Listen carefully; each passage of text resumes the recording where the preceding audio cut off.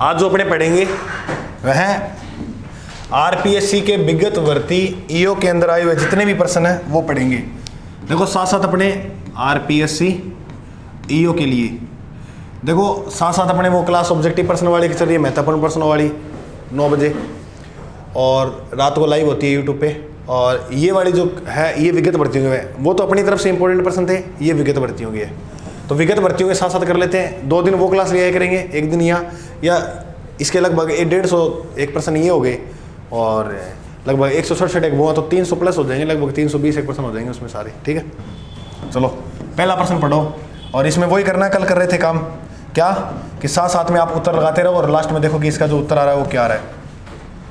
प्रश्न आज ये है कि राजस्थान नगर पालिका अधिनियम 2009 के अनुसार राज्य सरकार द्वारा किसी नगर पालिका के लिए सीटों की संख्या का पुनर्निर्धारण कब किया जाता है।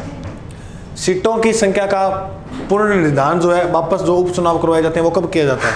वो काम किसी सदस्य की मृत्यु हो जाने पे या नगर पालिका की अवधि समाप्त हो जाने पे, प्रत्येक जनगणना पूर्ण होने पर और आकस्मिक रिक्ति पैदा होने पर। इसका उत्तर फटाफट करो आप, क्या होगा फिर मैं करता हूँ।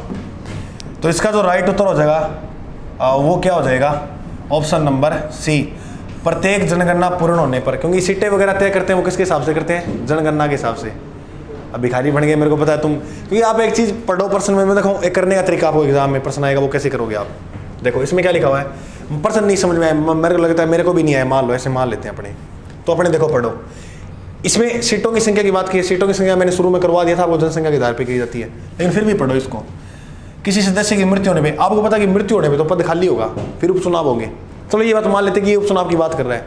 आगे और पढ़ो, नगर पालिका अवधि समाप्त, यार ये भी ऐसी बात होगी, फिर चुनाव से वाली, यहाँ भी सेम बात होगी, आकस्मिक रीति से मृत्यु होने जैसी बात होगी।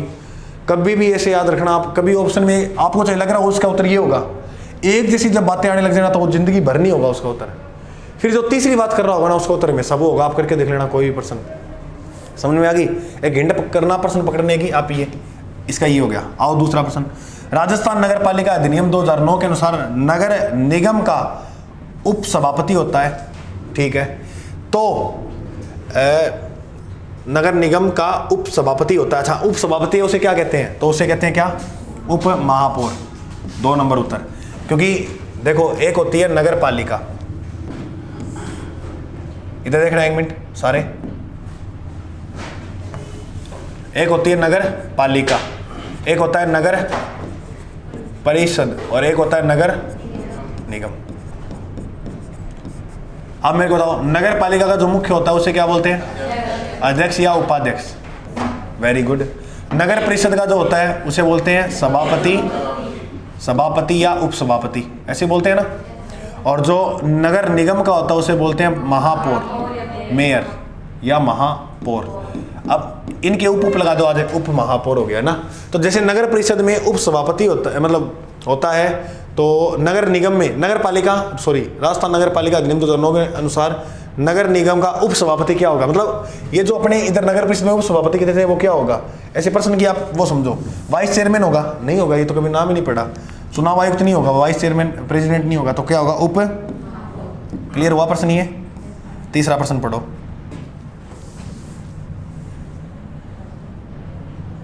तीसरा प्रश्न ध्यान से पढ़ना, गलत नहीं होना चाहिए। अब तीसरा प्रश्न, ठीक है। और ये ईओ की भर्ती के लिए जो ईओ लिखा हुआ है ना सारों के पास, वो ज़्यादा इंपॉर्टेंट है। ये रिवीजन हो सकते हैं, प्रश्न रिपीट भी हो सकते हैं, या इसके आसपास से कहीं व्याख्या से प्रश्न आ सकता है।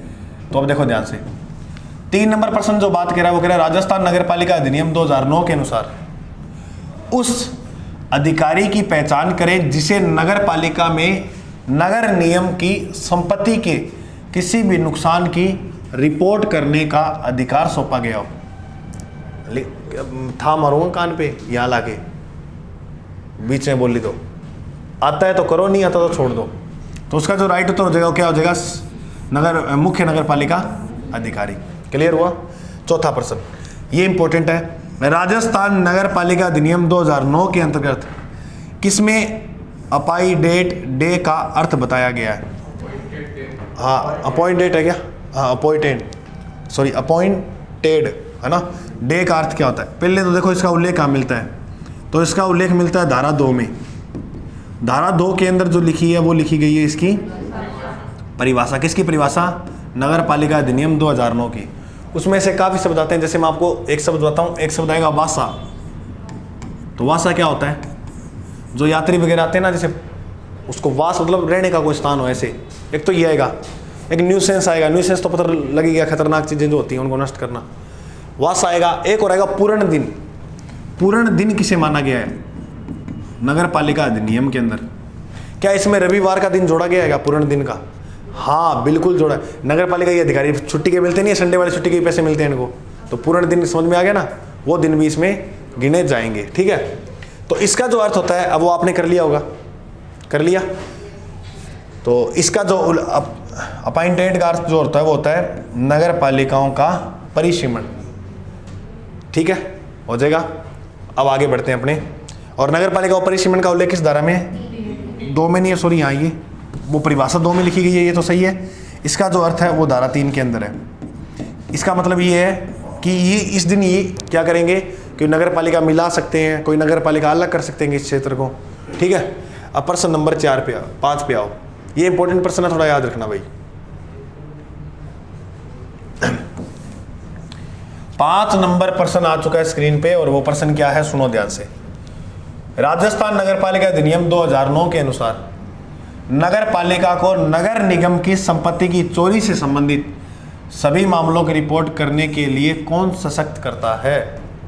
तो सिंपल, आप उत्तर लिखे रखो, सुनने मतलब एक्टिव उत्तर लिखे रखो। मैं लिखता हूँ फिर क्या लिखते हो तुम, फायदा क्या है, लिख के रखो। तो उसका जो राइट उत्तर हो जाएगा वो क्या हो जाएगा? मुख्य नगर पालिका अधिकारी। नगर पालिका अधिकारी नगर निगम की संपत्ति को जो है वो चोरी से संबंधित मामले की रिपोर्ट करता है, क्योंकि छोटा स्तर पे होता है ना ये। 6वां नंबर, राजस्थान नगर पालिका अधिनियम 2009 के संदर्भ में नगर निगम की तकनीकी सेवाओं के काम के संबंधित अधिकारियों को वितरित करने का अधिकार किसे है? ये जो कर्मचारी अधिकारी वगैरह हैं और तकनीकी जो भी सेवाएं हैं उनके संबंधी जो अधिकारी हैं, तकनीकी सेवाओं के संबंधित अधिकारी, उनको वितरित करने का जो अधिकार है वो किसे है? वितरित का मतलब क्या होता है? हाँ, तो काम बांटने का अधिकार वो किसको है? ये आप बता दोगे, रुक कर लो, ये प्रश्न लगभग सभी अगल जाएगा और पिछली भर्ती में आया हुआ है, कर लो, कर दिया। अब तुम्हारे प्राण निकल जाएंगे, मैं उत्तर बताऊंगा इसका। इसका जो राइट उत्तर है वो है, किसने किया सही? वेरी गुड, मुख्य अधिकारी। अब मैं कहता था ना 22 से मार देना प्लस, तो मान जाऊंगा तुम्हें। अभी तो ये शुरुआत है, वो तो ये है नगर निगम में तो मुख्य कार्यकारी अधिकारी है। हाँ, नगर निगम मुख्य कार्यकारी, लिख लिया। आगे आओ, ले भाई आगे प्रश्न आ गया।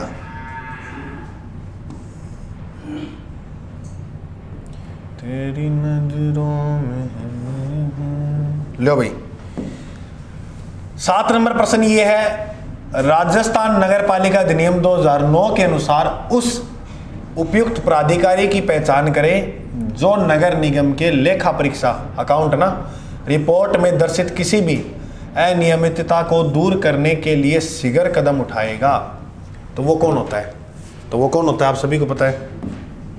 इसका राइट उत्तर होगा ऑप्शन नंबर 2, मुख्य नगर पालिका का अधिकारी। वो ऐसे कदम उठाता है और किसी में ताकत नहीं है। 8 नंबर प्रश्न ये है कि राजस्थान नगर पालिका अधिनियम 2009 की धारा 317, अब सांस आया है गुरुजी थोड़ा सा, बाकी तो 17 के संदर्भ में नगर निगम के मामलों की जांच के लिए नियुक्त अधिकारियों को किस अधिनियम के तहत अदालती शक्तियां दी गई है? तो आपको बहुत बार मैंने करवाया था ये अधिनियम, आपको याद भी होगा। इसमें से एक ही है जो करवाया है मैंने अभी तक, कर दो उत्तर राइट। सिविल प्रक्रिया संहिता अधिनियम 1908, सिंपल बात है। बढ़ो आगे, प्रश्न नंबर 9 और 10, ये भी इंपॉर्टेंट प्रश्न है, एग्जाम में आ सकता है। राजस्थान नगर पालिका अधिनियम 2009 के अनुसार राज्य निर्वाचन आयोग द्वारा दंडित हर व्यक्ति को एक अवधि के लिए किसी भी नगर पालिका के सदस्य के रूप में चयनित करने या सदस्य बनने रहने के लिए अयोग्य घोषित करते हैं। कहते हैं ना वो 6 वर्ष के लिए कर देते हैं, घोषित किया गया। इस अवधि को कितने समय तक बढ़ाया जा सकता है? तो इनको जो है कितने वर्ष तक मतलब ये प्रतिबंध कर देते हैं, मेन बात ये पूछ रहा है ये। तो इसका जो राइट उत्तर होगा, इस अवधि को 6 वर्ष तक भी बढ़ाया जा सकता है। अधिकतम कितने वर्ष तक किया जा सकता है इसको? 6 वर्ष तक। अच्छा, इसकी काला अवधि में कमी करनी है तो पहले तो मेरे को बताओ किस धारा के तहत होगी? धारा 36 के तहत। कौन करेगा? क्या बोला आपने? हाँ, राज्य निर्वाचन। तो करना पेपर आवे सर, इसमें जो वो लाइन लिखी है ना, सदस्य बने रहने के लिए आयोग गठित किया जाएगा, इस अवधि को कितने समय तक बढ़ाया जा सकता है? 6 वर्ष। 6 वर्ष तो उसने बता ही दिया क्वेश्चन में, पर इसको और भी बढ़ाने का वो है।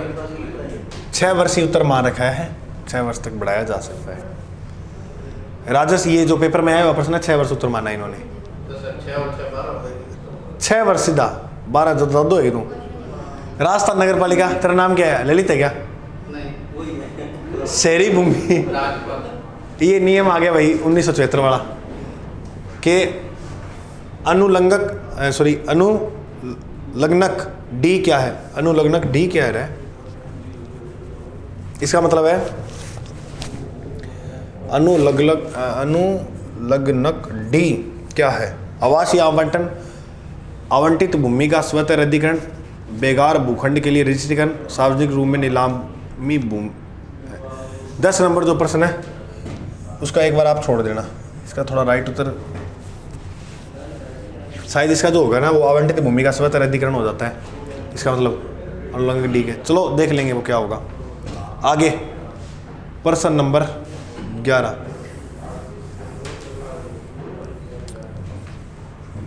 11 नंबर प्रश्न है, राजस्थान नगर पालिका अधिनियम 2009 के अध्याय की परिभाषा धारा में सीवेज शब्द में क्या शामिल है? तो ये तो शायद मैंने आपको लिखवाया भी था, नहीं लिखवाया तो इसका जो राइट उत्तर है वो देख लेना आप। व्यापार अपशिष्ट और सभी प्रकार के उत्पादों का निर्वहन। ठीक है, ये आप बात याद रखना, सीवेज का ये अर्थ है। परिभाषा नंबर की बात परिभाषा की है वो धारा 2 में कही गई है, धारा 2 में सीवेज का अर्थ याद रखना। 12 नंबर प्रश्न इंपॉर्टेंट है, वह मैनुअल क्या है? ये तो सिंपल हो जाएगा, जिसकी चर्चा राजस्थान नगर पालिका अधिनियम 2009 की धारा 91 क के अंदर की गई है। तो वो है नगर पालिका लेखांकन का उल्लेखन 91 में पढ़ा होगा क्या में, तो नगर पालिका लेखांकन मैनुअल के बारे में कहा गया है। ठीक है, आओ प्रश्न नंबर 12 पे। तुम करते रहो रहे उत्तर साथ साथ में, मैं बताना मेरे को लास्ट में कितने सही हुए तुम्हारे।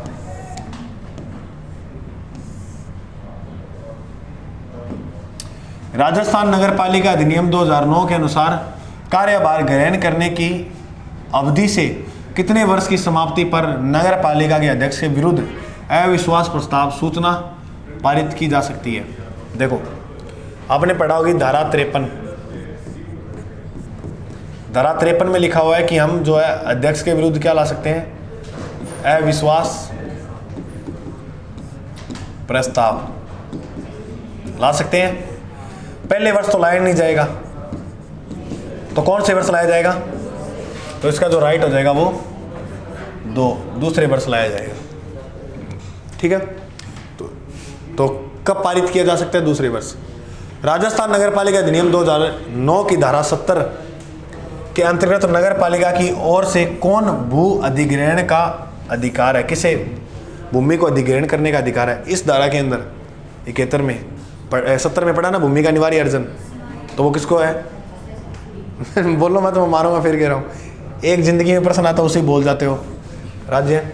अच्छा, मैं तुम्हें एक चीज़ समझ रहा हूँ, तुम्हारा चेहरा देखकर तुम प्रश्न को समझ नहीं पा रहे हो, तो फिर आप ऐसे करो, धारा जो पूछिए ना तुम इसके बाढ़ में फेंको। तुम्हें तो याद है ना भूमि का अनिवार्य अर्जन। अब ये देखो कितना दिमाग खराब कर रही है, भू अधिग्रहण ऐसे शब्द उठ पटांग दे रही है, इसमें है तो भूमि का अनिवार्य अर्जन ही। तो बस तुम अपनाओ तरीका और राज्य सरकार टिक मार के आ जाना। अब ठीक है, तो घबराओ मत ऐसे, आगे आओ। 15 और 16 नंबर प्रश्न पढ़ो, टिक मारते रहना साथ साथ प्रश्नों पे। अब पढ़ लो तुम पहले ही चाहे।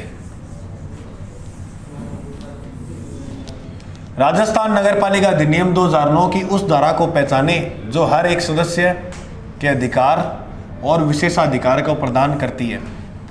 वो है धारा नंबर 52। सदस्य के विशेषाधिकार दिए गए ना धारा 52 में। ठीक है, चलो अब मेरे को थोड़ा सा इतना बताओ, धारा 41 के अंदर क्या है। धारा 41 में धारा 39 के तहत जो निरर्थ किया गया व्यक्ति है ना, वो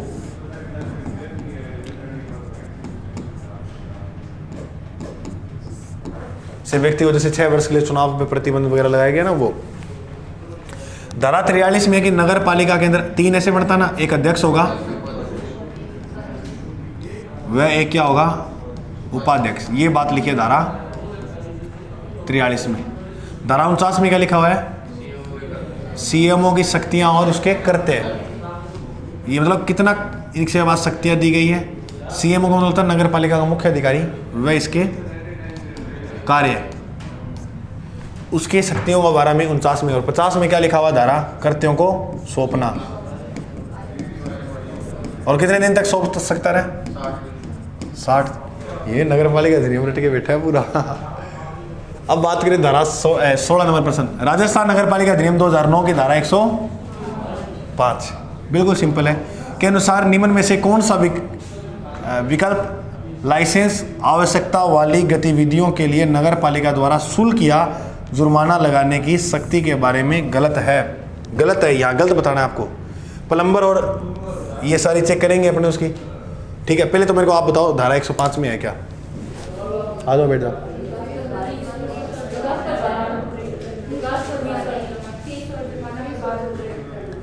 ठीक है, फीस जुर्माना वो आपने बता दिया। अब वो फीस जुर्माना कहाँ से, मतलब किस प्रकार से, किससे लिया जाएगा, तो वो देखो। मछली या मुर्गी की कोई बिक्री कर रहा तो उससे तो श्योर है। बैलगाड़ी और कोई ढलाई गाड़ी वगैरह जो भी लेके चलते हैं उनसे भी। और प्लम्बर और सर्वेयर ये होते हैं सर्वे करने वाले, वो उनसे भी। लेकिन याद रखना, निजी बाग, खुद की प्राइवेट जो बागवानी होगी, खेती वगैरह जो भी, उसमें नहीं होगा इनका हिस्सा। तो इसका जो राइट उत्तर हो जाएगा वो क्या हो जाएगा, निजी बागवानी। अब देखो आपने ये सारे शब्द पढ़ लिए, निजी बागवानी अभी तक पढ़ेगा, पूरा नगर पालिका पढ़ लिया। प्रश्नों को बहुत धीरे और आराम से करना। मैं कहता हूँ इसमें आपको बहुत ज़्यादा नंबर लेने हैं, सोच कर प्रश्नों के उत्तर करने हैं। ये भर्ती ऐसी हो जाएगी फिर आज से, ऐसे नहीं करना अपने को। क्लियर हुआ। अब इसके बाद देखो आगे प्रश्न, तुम पढ़ लिया करो इतने प्रश्न, थोड़ा कर लिया करो पहले ही उत्तर। प्रश्न नंबर 17 नंबर प्रश्न में क्या कि कोई भी न्यायालय राजस्थान नगरपालिका अधिनियम 2009 की धारा 23 के अंतर्गत किए गए अपराध का संज्ञान कब ले सकता है। कब लेगा, मुख्य निर्वाचन अधिकारी के विशेष आदेश पर, राज्य निर्वाचन आयोग के विशेष आदेश पर, राज्य सरकार के समान आदेश पर। ये तो नहीं होगा इसका, मुख्य कार्यकारी तो ये भी नहीं, क्योंकि धारा 23 के अंदर जो लिखी गई ये बात वो क्या है कि सदस्य जो होंगे उनकी जो निर्हर्ताएं या योग्यताएं 23 में, हाँ सॉरी, यानो विस्तारकों वाला है ये 23, है ना। तो यानो विस्तारकों के अंदर जो है वो राज्य निर्वाचन आयोग जो है वो विशेष आदेश देकर उन पे काम करवा सकता है उसका। अब 18 नंबर है राजस्थान नगर पालिका। अब देखो यहाँ पता लगा कि हमने जो रिवीजन किया वो कितना मजबूत था और कितना कच्चा है। यहाँ है योग्यता वाली बात। राजस्थान नगर पालिका अधिनियम 2009 की धारा 21 में योग्यताएं दी गई है ना, कि उम्र से कितनी होनी चाहिए, वो सारा ये आ गया। तो सारा नगर पालिका सदस्य बनने के लिए योग्य व्यक्ति की न्यूनतम आयु कितनी होनी चाहिए, तो न्यूनतम आयु कितने वर्ष होनी चाहिए, 21 वर्ष। ठीक है, आओ अब अपने बात करें 19 लास्ट नंबर पर, लास्ट वैसे नहीं है, 25% करेंगे आज कम से कम। ठीक है, 19 नंबर प्रश्न ये कह रहा है कि राजस्थान नगर पालिका अधिनियम 2009 के अनुसार नगर को किसी भी खर्च की मंजूरी के लिए वार्ड समिति को किसकी पूर्व अनुमोदन लेना आवश्यक है। मोस्ट इंपोर्टेंट है, किसका पूर्व अनुमोदन लेगी। ये कर दिया ना उत्तर, मैं मान जाऊंगा, अगर लिखवाया हुआ है चेक कर लेना। धारा आप उठाओ समितियों के, वार्ड समितियों के बारे में, धारा 54 वार्ड समितियों के बारे में, तो पूर्व अनुमोदन किसका लेगी, क्योंकि समितियां कहाँ गठित होती हैं, नगर पालिका। वो नगर पालिका वार्ड समिति गठन होगी ना। ध्यान से पढ़ो प्रश्नों को, तुम ऐसे ना रोड गोदड़ों में मत गिरो, प्रश्न कटने नहीं चाहिए तुम्हारे। 1 महीने में कर दूंगा तुम्हें ट्रेन टेंशन, मतलब ऐसे ऐसे प्रश्न दिखाऊंगा ना रोज, लेवल ऑटोमेटिक बढ़ जाएगा। ये प्रश्न की थोड़ी लैंग्वेज घुमाई, ये पढ़ा हुआ है वैसे तुमने सारा लगभग। राजस्थान नगर पालिका अधिनियम 2009 की धारा 106 के अनुसार न्यूनतम कितनी ऊंचाई वाले आवासीय भवन विकास पर भार लगा सकते हैं। देखो आपने पढ़ा है ना कि 14 मीटर से जितना भी ऊंचा भवन होगा उसके ऊपर क्या लग जाएगा। अच्छा, बाड़बंदी कितनी किसी को माना जाएगी कि ये 4 दीवारी हो चुकी है, वो कितने मीटर की होनी चाहिए? तो वो होनी चाहिए 3 मीटर की बाड़बंदी। बाड़बंदी 3 मीटर की और भवन जो 14 मीटर का। इससे ऊपर जितने जैसे 15 मीटर का हो तो उस पर कर लगेगा, ठीक है। उसके बाद 21 नंबर प्रश्न जो है वो ये है कि राजस्थान नगर पालिका अधिनियम 2009 के संदर्भ में नगर निगम की तकनीकी सेवाओं के काम से संबंधित अधिकारियों के वितरित करने का अधिकार किसको है? तकनीकी संबंधित तो नगर पालिका के। ये तो प्रश्न रिपीट हो गया ना। अच्छा सॉरी मुख्य कार्यकारी अधिकारी रिपीट हो गया ना प्रश्न, ये पहले भी आया था। वो उसमें अनुलग्नक डी था, इसमें के है।